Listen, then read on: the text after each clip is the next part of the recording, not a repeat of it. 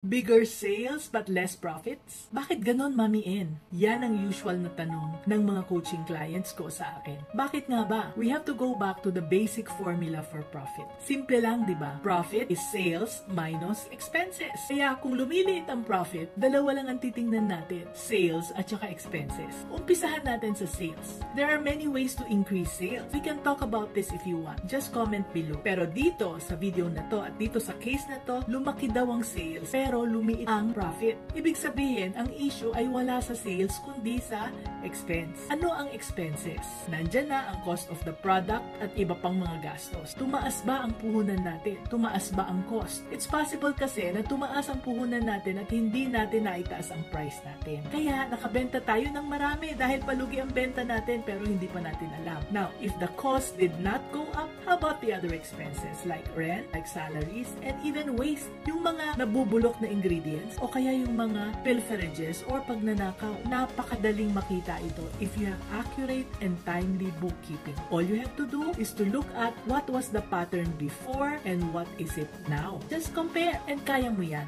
if you remember to be business-minded Pinoy.